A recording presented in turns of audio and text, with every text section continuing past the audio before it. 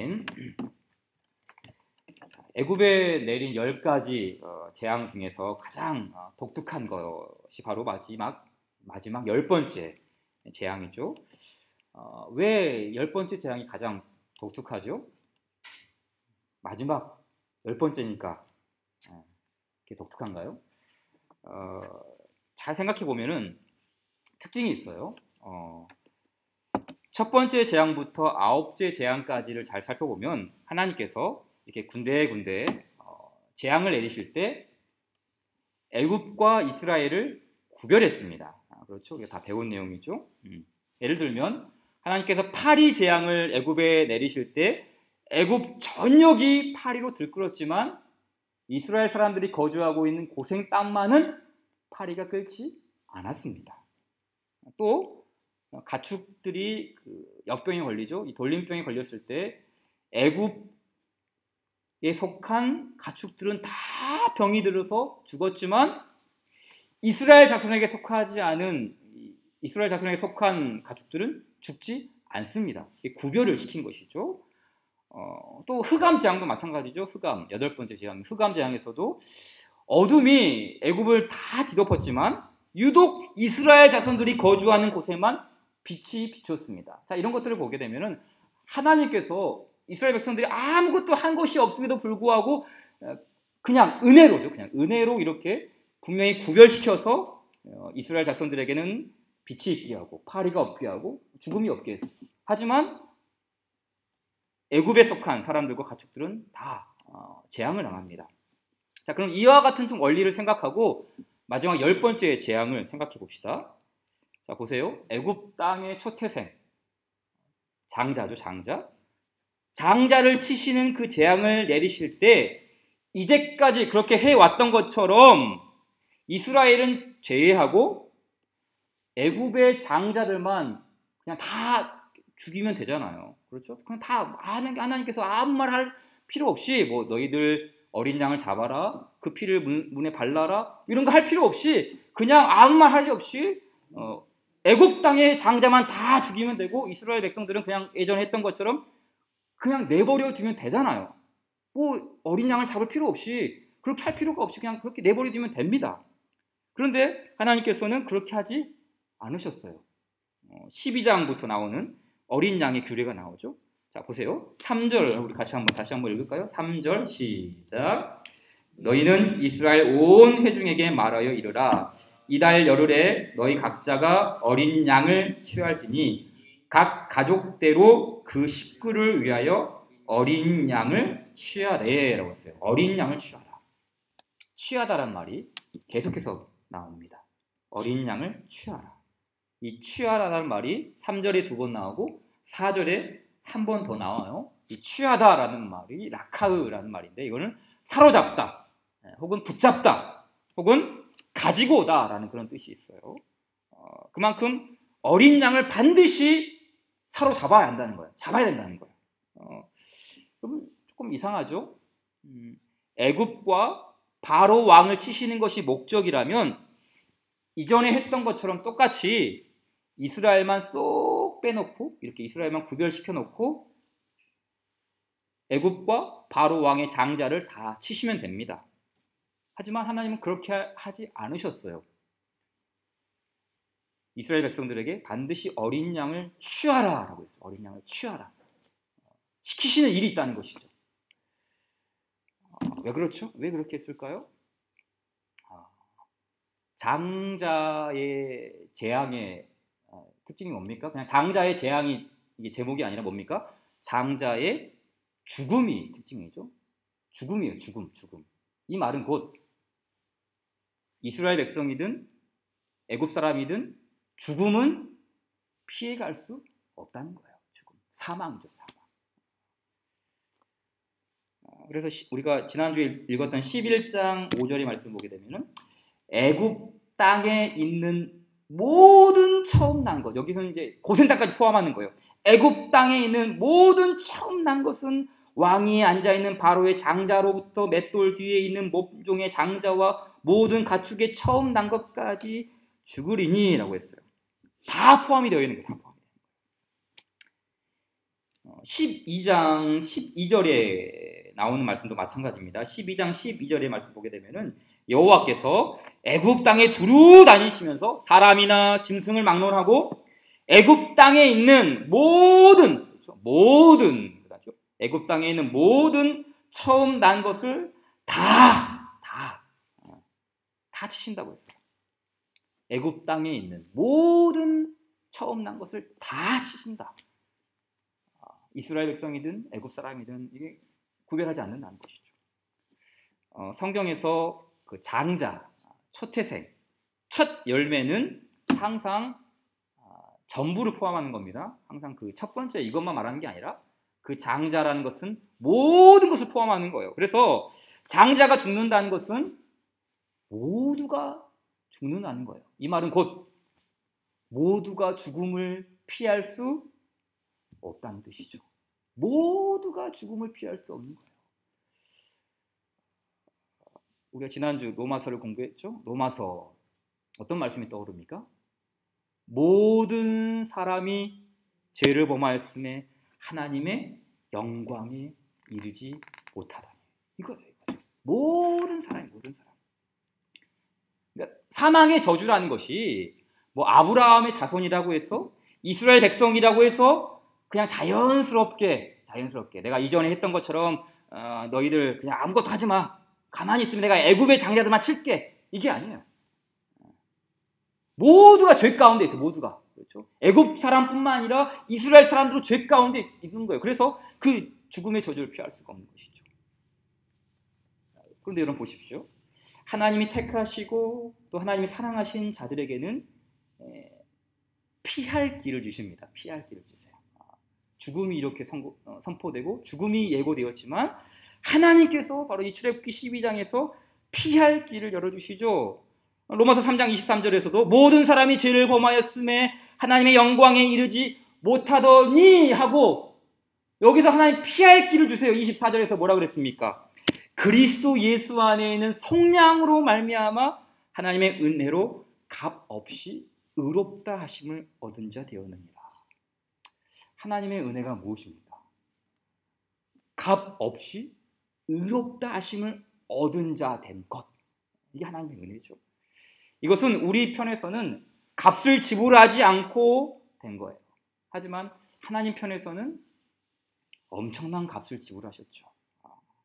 곧 그리스도 예수 안에 있는 성량, 그리스도 예수 안에 있는 성량, 값을 지불했다는 뜻이죠. 다시 말해 예수님의 피값으로 우리가 의로움을 얻게 되었어요. 마찬가지입니다. 죽음의 재앙이 이스라엘 백성들을 건너뛸 수 있었던 이유는 그들이 잘나서가 아니라 그들이 착해서가 아니라 이미 그곳에는 죽음의 계산이 끝났기 때문이에요. 이미 그들의 집에는 심판이 이루어졌어요. 어떤 심판이 이루어졌습니까? 어린 양이 심판을 당하는 심판을 받은 것이죠. 그러니까 애굽 사람들은 다 심판받고 죽어 떨어졌지만 이스라엘의 백성들의 장자는 심판을 받지 않았어요. 왜 심판받지 않았습니까? 이미 심판을 받았기 때문이죠. 어린 양이 심판을 받았기 때문이죠. 내가 받아야 할 심판을 어린 양이 대신 심판을 받은 거예요. 우리가 잘 알고 있듯이 이 출애굽기에 나오는 어린 양의 희생은 예수 그리스도를 예표하죠. 사도 바울이 이 점을 정확하게 지적을 했습니다. 고린도전서 5장 7절 말씀에 보면 우리의 유월절 양 그리스도라고 했어요. 유월절 양은 곧 그리스도라. 곧 그리스도께서 희생되었다라고 성경을 해석을 하고 있죠. 자, 그렇다면 이 출애굽기 12장에 나오는 유월절 양의 좀 특징을 알아봅시다. 유월절 양 어떤 특징이 있죠? 크게 두 가지로 좀 나눌 수 있어요. 먼저 이 유월절 양은 어린 양이에요. 어린 양. 왜 하필 어린 양일까요? 그냥 어린 양이라 그러니까 우리는 자꾸 익숙하죠. 왜 어린 양일까요? 어린 양.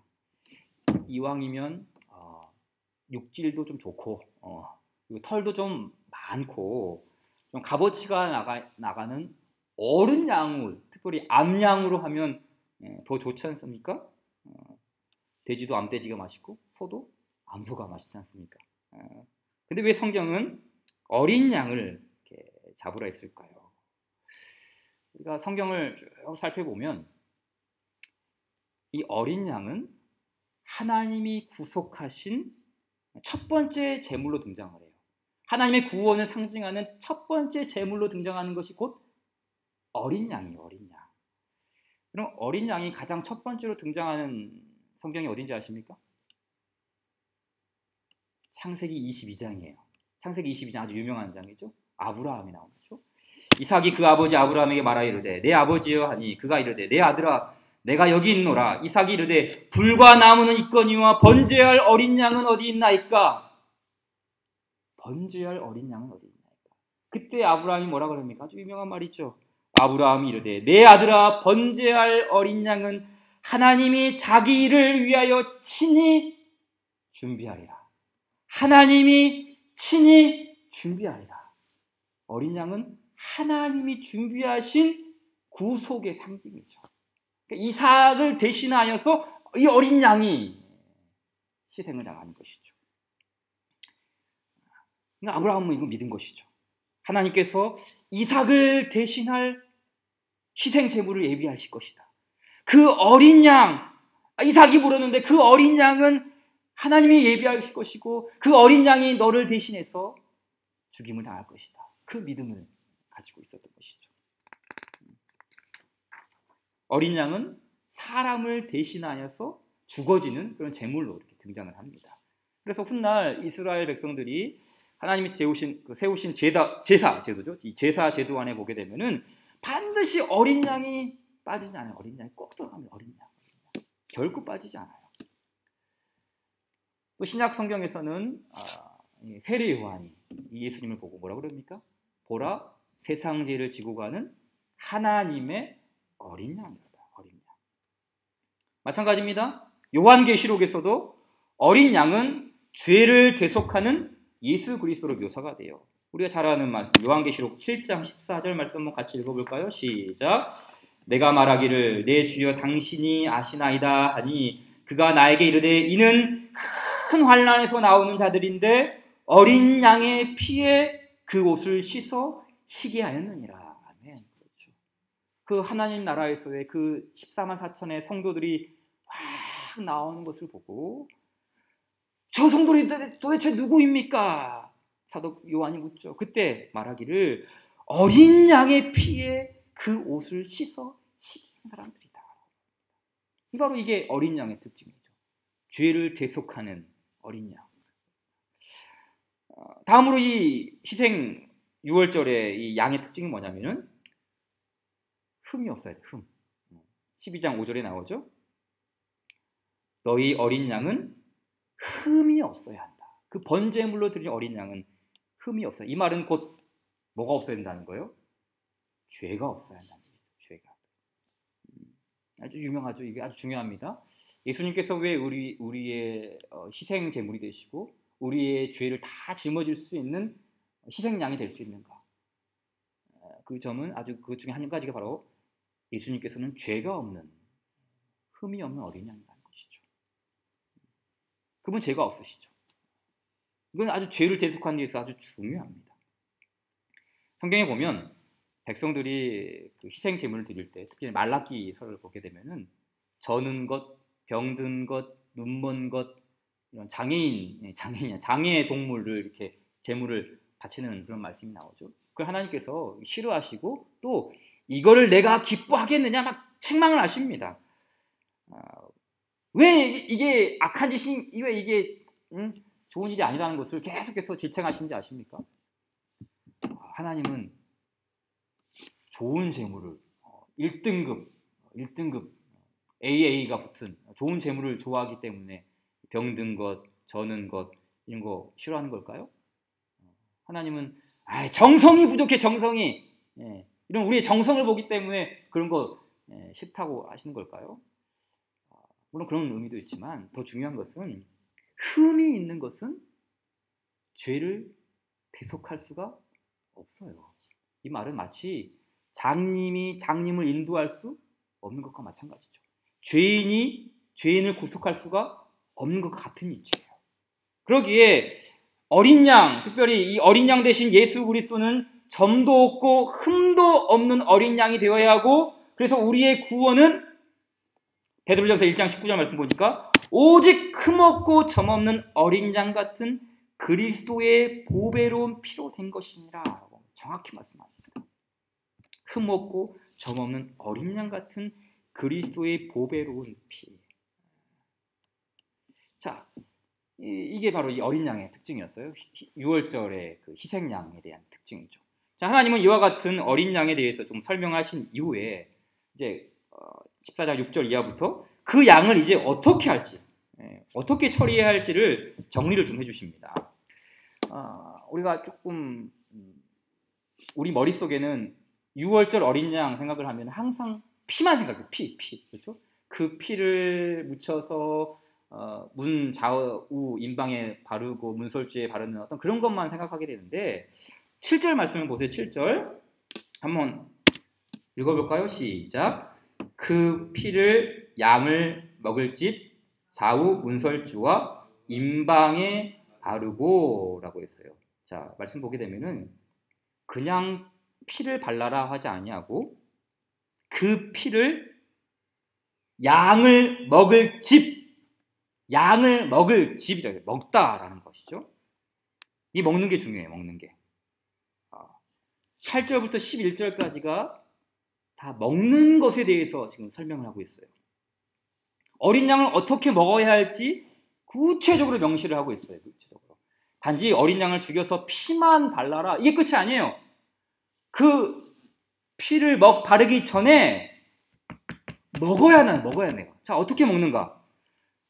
세 가지로 저희가 정리해봤어요. 어떻게 먹어야 되는가? 자, 먼저 8절부터 보게 되면은 고기를 불에 구워 먹고 무교병과 먹고 쓴 나물과 아울러 먹으라고 했어요.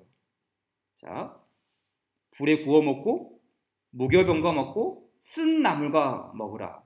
자, 이것은 예수 그리스도의 고난을 예표하는 것입니다.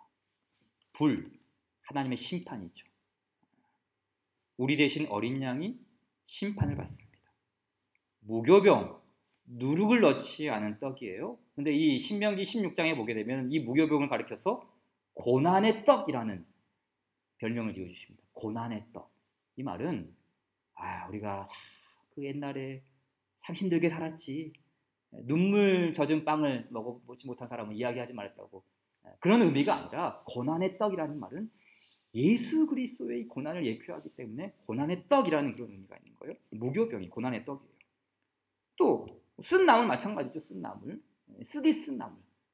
예수 그리스도의 속죄에 대한 그 예표를 드러나기에 지금 불에 구워서 먹고 고난의 떡을 먹고 그리고 쓴 나물을 먹어라. 이게 첫 번째 특징이었어요. 두 번째는 뭐냐면은, 두 번째는 이제 9절부터 10절까지의 말씀이죠. 뭐라고 그랬습니까? 날로 먹지 말고 삶아 먹지 말고 모든 것을 구워 먹으라. 그리고 남은 것은 어떻게 하죠? 테이크아웃 합니까? 네. 남은 것은 집에 싸갖고 와서 뭐 자식들 나눠주고 배고픈 사람들 나눠줍니까? 아닙니다. 다 태우라, 불살려. 남은 것을 불살라고 했어요.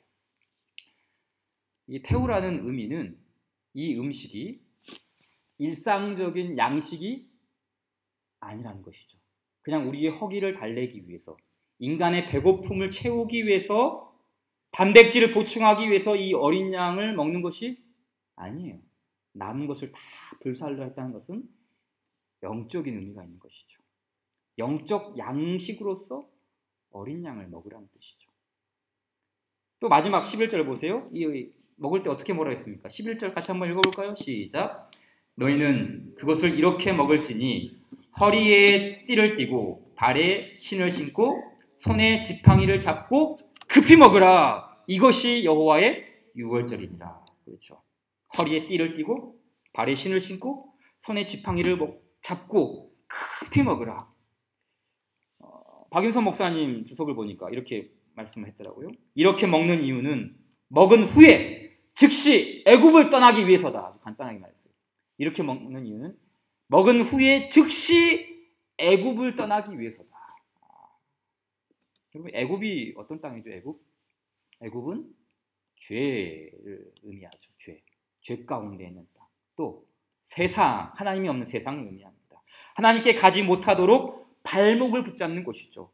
그러나 어린 양의 죽음, 곧 예수 그리스도의 희생으로 길이 열리게 되었어요. 그래서 그 양을 급히 먹고 빨리 떠나라. 하나님께로 가는 길이 문이 활짝 열렸다. 그 길로 가야 한다. 멈추지 말고 거기서 너희들이 호호하 즐기면서 캠핑 나온 게 아니라 먹고 떠나기 위해서 먹는 것이다. 지금 그 일을 말하는 것이죠. 이것이 여호와의 유월절이라 그랬어요. 여호와의 유월절. 이것이 여호와의 유월절이다. 여호와께서 준비하시고 여호와께서 지정하시고 여호와께서 지시하신 인간의 유월절이 아니라 여호와의 유월절이에요. 자, 그런데 이것은 곧 우리의 유월절이기도 하죠. 아까 고린도전서 5장 7절 뭐라고 그랬습니까? 우리의 유월절, 우리의 유월절. 다시 말해, 우리를 위한 구원의 날이다. 이 유월절은 우리를 위한 대속의 날이다. 그래서 유월절이 없는, 어린 양이 없는, 그리스도가 없는 애굽은 철저하게 심판을 받습니다. 장자의 재앙이 그냥 지나치지 않아요. 다 죽습니다. 다 죽어요. 바로 이게 유월절, 여호와의 유월절, 곧 우리의 유월절의 모습이 여기 가운데 담겨져 있는 것이죠. 자, 그렇다면 우리가 이제 이런 말씀들을 좀 붙잡고 우리가 받아야 할 이 유월절의 교훈을 함께 좀 나누고자 합니다. 자, 첫째로 우리가 이 유월절을 좀 생각하면서 우리는 이 유월절의 정신을 지켜야 할 필요가 있어요. 유월절의 정신이죠. 우리는 유대인이 아닙니다. 이스라엘 백성들처럼 유월절을 명절로 삼지 않아요. 그러나 우리는 유월절의 어린 양이신, 우리의 유월절의 어린 양이신 그 예수 그리스도의 정신을 잊어서는 안 되죠. 출애굽기 12장 14절 말씀에 너희는 이 날을 기념하여 여호와의 절기를 삼아 영원한 규례대로 대대로 지킬지니라. 대대로 지켜라. 또 우리가 읽지는 않았지만 12장 24절 좀 볼까요? 24절부터 쭉 봅시다. 24절부터 27절까지 24절 너희는 이 일을 규례로 삼아 너희와 너희 자손이 영원히 지킬 것이니 너희는 여호와께서 허락하신 대로 너희에게 주시는 땅에 이를 때에 이 예식을 지킬 것이라. 이후에 너희의 자녀가 묻기를 이 예식이 무슨 뜻이냐 하거든. 27절 다 함께 읽을까요? 시작. 너희는 이르기를 이는 여호와의 유월절 제사라. 여호와께서 애굽 사람에게 재앙을 내리실 때에 애굽에 있는 이스라엘 자손의 집을 넘으사 우리의 집을 구원하셨느니라 하라 하매 백성이 머리 숙여 경배하니라. 아멘. 자, 27절 말씀 보세요. 구원의 은혜를 받은 백성들, 곧 이스라엘 자손의 집을 넘으사 우리의 집을 구원하셨느니라. 이 구원의 은혜를 받은 백성들이 어떻게 반응했습니까? 마지막에 백성이 머리 숙여 경배하니라. 이것이 유월절 정신이죠. 백성이 머리 숙여 경배하니라. 여러분, 우리의 유월절이 언제죠? 우리가 지키는 유월절. 이스라엘 백성들은 현재 태양력으로 3월에서 4월 사이에 이 유월절을 지킵니다. 그럼 우리도 유월절을 그때 지키는가요? 아닙니다. 우리는 그날 지키지 않습니다. 그럼 우리에게는 유월절 절기가 필요하지 않나요? 우리는 유월절 시간을 지키는 것이 아니라 유월절 정신을 지킨다고 했어요. 그래서 보세요. 유대인들은 1년에 한 번 유월절을 지켜요. 그럼 우리는 1년에 몇 번 동안 유월절을 지키는 걸까요? 유월절 정신을 지킨다는 것은 매일매일이죠. 그렇죠. 매일매일이죠. 365일이에요. 오히려 유대인들의 유월절보다 그리스도인들의 유월절이 더 크죠. 더 커요. 매일매일 뭡니까? 하나님께 엎드려 경배하는 것이죠. 그 구원의 은혜를 생각하면서 바로 이 27절의 말씀처럼 우리의 집을 구원하셨느니라 하며 백성이 머리 숙여 경배하니라, 이거를 매일매일 우리의 삶 속에서 구현해내는 것이죠. 유월절 정신을 구현해내는 것이죠. 이것이 유월절의 참 의미죠. 특별히 우리가 이 유월절 정신을 붙잡기 위해서 하나님은 우리에게 매일매일도 중요하지만, 특별히 매일 그 일주일 중에 매일매일 중요하지만 아주 중요한 날, 주일을 주셨죠. 주일이죠. 주일. 이따금씩 그 교회 현관 앞에 있는 그 명함 사이즈 정도의 광고지가 있어요. 뭐 보시는 분 다 아실 거예요. 이 광고지, 이 명함 정도 사이즈 되는 이 광고지에 뭐가 써 있냐면 돈을 빌려준다는 거. 우리가 일수 찍는다 그러잖아요. 일수 찍는다는 거. 그거 이제 자꾸 이게 사람들이 그 광고 뿌리고 이렇게 가요. 그래서 어느 날은 막 이렇게 막 쌓여 있기도 하는데, 제가 이제 그 광고지가 이렇게 떨어져 있길래 좀 주워서 버리려고 하는데 그 용지를 보니까 이런 말이 써 있는 거예요. 주일성수. 주일성수? 무슨 누가 우리 교회 주일성수하라고 누가 광고하고 갔나? 그래서 제가 가서 이제 가까이 가서 이제 지워서 딱 보니까 사실 주일성수라고 써 있는 게 아니라 주말 일수 이렇게 써 있는 거예요. 주말 일수. 그러니까는 직업병이죠. 네. 이 주말 일수, 주말에 일수한다는 이 말을 주일성수를 제가 착하게 해서 이렇게 본 거예요. 물론 이제 제가 제 개인적인 착오이기는 하지만 오늘날의 그리스도인들이 저처럼 똑같은 착각을 하고 있지는 않은가, 그런 생각이 들었어요. 무슨 말이냐면, 제가 주말 일수를 주일 성수로 착각하듯이 우리 그리스도인들도 주일 성수를 주일 출석 정도로 생각하고 있지 않을까? 요즘은 주일 출석만 해도 잘한다고 말합니다. 근데 아시는 분은 뭐 다 아시겠지만 어렸을 때 신앙생활 하시는 분들은 저 어렸을 때도 마찬가지였죠. 주일날 한번 빠졌을 때는 호되게 혼났습니다. 호되게. 목사님이 그 강당에서 얼마나 크게 혼을 내셨는지 몰라요. 돈 쓰다가 걸렸다. 그냥 죽습니다. 그냥 죽어요. 그냥 설교 시간 다 밥 못 먹어요. 그날 돈 쓰다가 걸리는 날은 죽습니다. 그런 어렸을 때 그런 경험이 있었어요. 근데 이런 생각도 한 적이 있어요. 꼭 그렇게 타이트하게 할 필요가 있냐? 이른 아침부터 저녁 늦게까지 꼭 그렇게 주의를 다 지킬 필요가 있느냐? 배고프면 밥도 사 먹을 수 있는 것이고 짜장면도 먹을 수 있는 거 아닌가? 꼭 율법적으로 꼭 그렇게 할 필요가 있냐? 그런 생각을 한 적도 있죠. 근데 지금 와서 생각해 보면 그 타이트한 정신, 그 스피릿이죠. 그 타이트한 정신, 우리 믿음의 선배들의 그 주의를 지키고자 하는 그 타이트한 정신, 그 영적인 스피릿이 제 신앙을 지켜준 것이죠. 그냥 뭐 아무렇게나 그냥 한번 어쩌다 빠질 수도 있지, 뭐 어쩌다 바쁘면 그럴 수도 있지. 만약 그랬다면은 저도 모르게 그냥 이렇게 자유롭게 신앙생활하고 그랬을 거예요.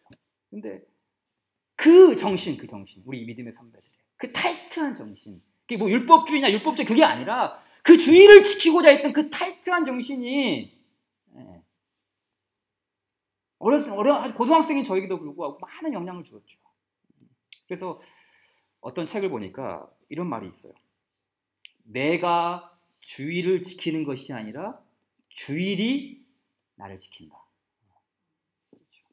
내가 주의를 지키는 게 아니라 주일이 나를 지켜주는 거예요. 내 신앙을 지켜주시는 거고, 내 믿음을 보호해 주시는 거고, 내가 뭐 주의를 지킵니까? 하나님께서 그 주의를 우리 가운데 허락해 주심으로써 우리의 신앙을 우리가 지켜나가는 것이죠. 유월절 정신도 마찬가지 아닙니까? 하나님께서 이스라엘 백성들에게 유월절을 대대로 지키라고 한 것은 그들이 유월절을 지키는 것이 아니라 그 유월절의 참 의미가, 참 정신이 이스라엘 백성들을 지켜주는 거예요. 그래서 우리 나중에 그 역대기 또 열왕기 상하를 보게 되면은 이스라엘이 부패하고 타락하고 죄를 범한 다음에 새로운 왕이 딱 설 때마다 뭘 지켰습니까? 유월절을 지켜요. 유월절. 그 유월절 정신을 붙잡고 다시 한번 하나님 앞에 서게 되는 것이죠. 그래서 우리에게도 이런 유월절 정신이 흐려지지 않기를 주님의 이름으로 축복합니다. 자, 다음으로 우리가 또 하나 나눌 게 뭐냐면 이 유월절의 참 의미를 지키는 것과 아울러 우리 안에 있는 누룩을 제거해야 돼요. 누룩. 우리 12장 15절 말씀 볼까요? 이 15절부터 나오는 말씀은 이제 무교절에 나온 무교절. 무교절은 뭐냐면은 유월절을 지키는 그날 저녁부터 이 무교절을 지켜요. 무교절의 특징은 뭐죠? 누룩을 넣지 않은 빵을 먹는 거예요. 누룩을 넣지 않은 빵. 우리말로 말하면 이스트, 효모를 넣지 않은 그런 빵을 먹는 것이죠. 그리고 또 하나 이 말씀 보니까 15절 말씀 보니까 뭐라 그랬습니까? 너희는 이래 동안 무교병을 먹을지니 그 첫날에 누룩을 너희 집에서 제하라.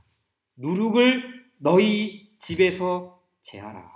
집안에 있는 모든 누룩을 말끔히 제거하는 것입니다. 자, 이 말씀을 또 사도 바울이 고린도전서에서 동일한 말씀으로 교회를 향해 주시는 말씀으로 해석을 해주고 있는데요. 자, 왜 누룩을 제거를 했는가? 우리 말씀을 비교하면서 한번 읽어볼까요? 같이 한번 읽을까요? 시작. 너희는 누룩 없는 자인데 새 덩어리가 되기 위하여 묵은 누룩을 내버리라. 우리의 유월절 양 곧 그리스도께서 희생되셨느니라. 이러므로 우리가 명절을 지키되 묵은 누룩으로도 말고 악하고 악의에 찬 누룩으로도 말고 누룩이 없이 오직 순전함과 진실함의 떡으로 하자. 이게 무슨 말이죠? 이 누룩이라는 것은 죄, 악함, 이걸 상징하는 것이죠. 그래서 우리가 명절을 지키되 묵은 누룩으로도 말고 악하고 악의에 찬 누룩으로도 말고 누룩이 없이 오직 순전함과 진실함의 떡으로 하자. 그러니까 누룩이 없는 상태가 뭡니까? 한마디로 말하면 거룩이죠. 이것도 일종의 유월절 정신이죠. 유월절 정신. 특별히 강조하는 것이 뭡니까? 순전함과 진실함. 순전함과 진실함.